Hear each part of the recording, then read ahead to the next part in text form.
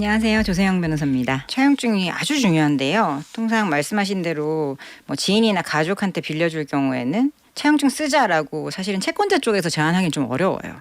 그래서 채무자 쪽에서 빌리시면서 차용증 써줄게 하시는 게 사실은 예의거든요. 맞아요. 근데 이게 뭐 못 썼다면은 이게 어떤 문제가 생기냐면 빌려준 돈일 수도 있고요. 아니면 그냥 증여한 돈일 수도 있고요. 아니면 옛날에 뭐 빌렸었는데 갚는 돈일 수도 있고 용처를 알 수가 없잖아요. 돈이 넘어갔다라는 거는 뭐 계좌이체 내역을 보면 알 수 있지만 네. 그래서 차용증이 있으면 당연히 빌려준 것으로 인정이 되겠지만 그 외에는 정황 증거를 막 따져야 됩니다. 돈이 오가기 전에 주고받은 문자 메시지나 뭐 SNS 메시지 내용이 있다면 그 내용으로 유추할 수도 있고요. 또 어떤 용도로 쓰고 언제까지 갚겠다라는 구체적인 내용이 들어갔다면 당연히 빌려준 돈으로 인정될 가능성이 높습니다. 그래서 돈을 빌려줄 때는 되도록 간단하게라도 네. 차용증을 쓰시는 게 좋은데요. 네, 이게 해가 갈수록 신경이 좀 많아지는 편인데요. 네. 예전에는 이제 그냥 넘어갔던 것들이 이제는 다 소송으로 이제 비화가 되는 것 같은데 네.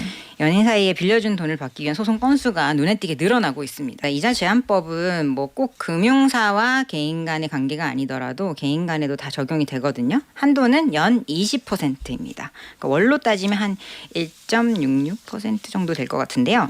20%를 넘으면 그걸 넘는 부분은 무효입니다. 예를 들어서 뭐 연 30%로 약정을 했다면 실제 인정되는 것은 연 20%까지다라고 보시면 되고요. 네. 이게 좀 돈을 빌려줄 때 이 사람이 좀 못 믿어오니까 리스크가 큰 만큼 내가 이득을 좀 많이 봐야지라고 해서 뭐 연 30%로 받겠다라고 생각하는 경우도 있겠지만 네. 법정 상한을 넘는 약정은 무효라서요. 나중에 법원에서 다투게 되면 초과분을 돌려줘라. 그리고 이건 처벌 규정까지 있어서 문제가 크게 될 수 있습니다. 단순히 돈을 빌렸다가 못 갚는다고 해서 무조건 사기가 되는 건 아니거든요. 사기가 되려면 처음부터 내가 갚을 생각도 없거나 아니면 아예 내가 갚을 능력이 생길 여지가 없는데 속여서 받아서 그걸 유용한 경우에 사기가 됩니다. 그래서 실제 판례에서도 뭐 도박할 목적으로 돈을 빌리면서 아 이건 사업에 쓰겠다라고 하면서 빌리면 이건 기망이라고 해서 사기로 인정이 됐지만 그게 아니라 사업하겠다 해서 빌려서 사업에 진짜 썼는데 사업이 망할 수도 있잖아요. 네. 그런 경우에는 사기로 해당은 안 되고요. 민사상 채무 불이행이 되기 때문에 민사소송으로 해결이 됩니다. 고소를 하는 이유는 사실은 그 사람을 우리가 뭐 감옥에 넣는 게 크게 이득이 되는 게 아니잖아요. 그런데도 불구하고 인신이 구속될 가능성이 있다라고 하면